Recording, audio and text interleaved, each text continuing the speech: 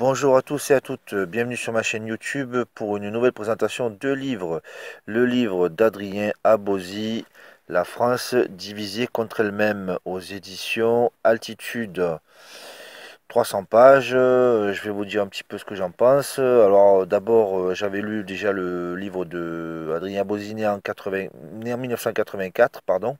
J'avais bien aimé, c'était léger, c'était sous forme d'un abécédaire, et puis bon, mais j'aime bien Adrien Abosi quand il intervient sur Internet, on le voit régulièrement dans des émissions avec des participants de la dissidence. Je lui ai- je lui connais pas trop d'histoire, pas trop de casseroles. Bon, c'est vrai il est récent comme intervenant.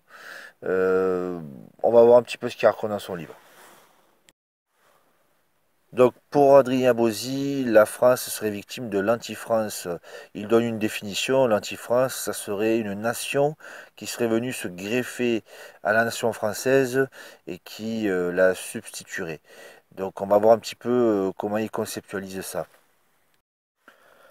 Alors pour lui, d'abord il faut définir ce qu'est la France, baptême de Clovis. Alors je vous ramène à ma note de lecture sur le livre Le mystère de Clovis hein, de Philippe de Villiers. Et donc il remonte un petit peu, il découle l'histoire de France sur les 1000-1500 ans qui ont fait. Il y a un bon passage sur Jeanne d'Arc aussi, il y a un bon passage sur Napoléon, et on en vient à ce qui lui l'intéresse, ça serait donc une première grande trahison qui serait Clémenceau, qui aurait laissé en fait le monde anglo-saxon gagner contre le monde français, enfin du monde empire. C'est quand même pas mal expliqué, ça nous explique que si les Français avaient continué, ils auraient pris la place de l'anglais et notamment dans la langue.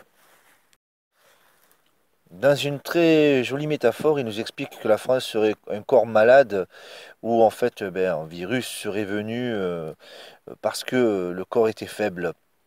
Donc il nous explique un petit peu comment s'est installée l'oligarchie mondiale dans la France avec les clubs d'influence, la finance, la franc-maçonnerie et puis les, les clubs, le siècle, Bilderberg, la trilatérale avec des grands noms comme Rockefeller et ces gens-là. Je vous invite à regarder enfin à écouter ma note sur le livre L'oligarchie contre les peuples que j'ai fait en note de lecture, qui était très importante, nous expliquer bien comment ces gens-là ont réussi à prendre le contrôle. Alors, Abosi, lui, il dit que ça s'est pas fait d'un coup, que ça s'est fait au fil du temps, et que là, il va dénoncer. Dans un long passage, il nous parle des Lumières. Donc les Lumières, c'est la période qui était avant la Révolution française, où il y avait beaucoup de clubs de réflexion, où la franc-maçonnerie s'est créée, où en fait il y a eu un état d'esprit qui s'est un peu généralisé, et où en fait ça remettait en doute beaucoup de choses, et la création de l'humanisme. L'humanisme, bon, moi je croyais que c'était les gens qui aimaient les gens, mais en fait non, l'humanisme c'est ceux qui en fait n'aiment pas Dieu. Et ça a entraîné donc des réflexions avec beaucoup de doutes. Et ces doutes sont, pour lui, hein, ce sont ce qui a accédé à la Révolution française. Et il nous cite donc les célèbres phrases de Rousseau, d'abord les livres qu'il a fait, et puis d'autres phrases aujourd'hui de gens qui parle de la République en fait. Et il dissocie bien la République et la France. Mais en fait, c'est même pas lui qui le dit, c'est les gens il parle de Mélenchon, il parle de Glucksmann, il parle de ces gens-là qui parlent souvent à la télévision, qui nous racontent qu'en fait la République a remplacé la France et qu'il n'y a pas besoin d'être autre chose. À partir du moment où on est égalité, fraternité, on peut très bien être républicain et les Français, c'est juste un papier quoi. Hein.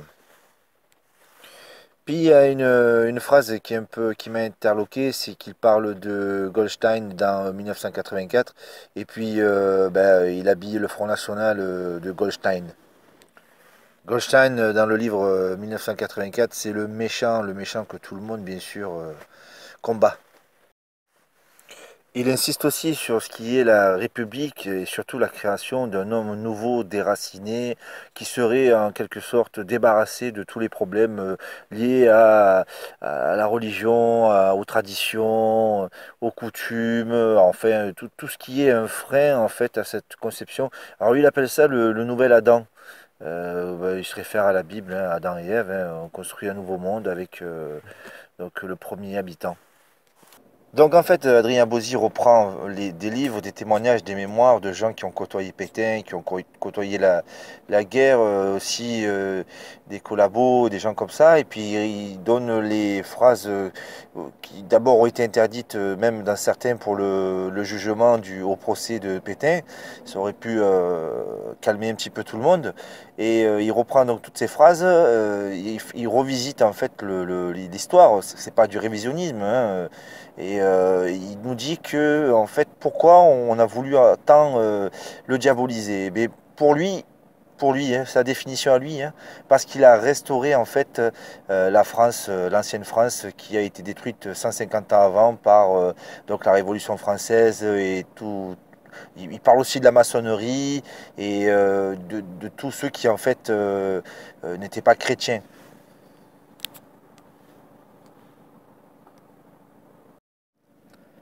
Donc et pour lui, les trois mots pour restaurer la France, c'est travail, famille, patrie.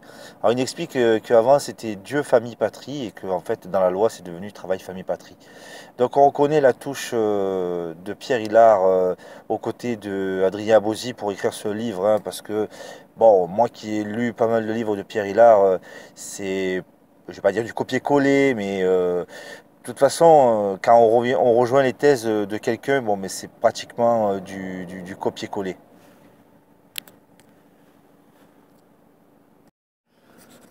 Donc, il nous explique qu'il y a eu 1789, la philosophie des Lumières qui a bien commencé son travail. 1944, elle l'a terminé. Tout ce qui était contre-révolutionnaire, bon, ben, elle l'a terminé, elle l'a fini. Et c'est pour ça qu'elle est tout aussi puissante. Et en fait, ça me fait penser à, encore une fois, je vais citer Pierre Hilard qui disait, des fois, le mondialisme, ça fait une pause, mais c'est toujours là, ça continue.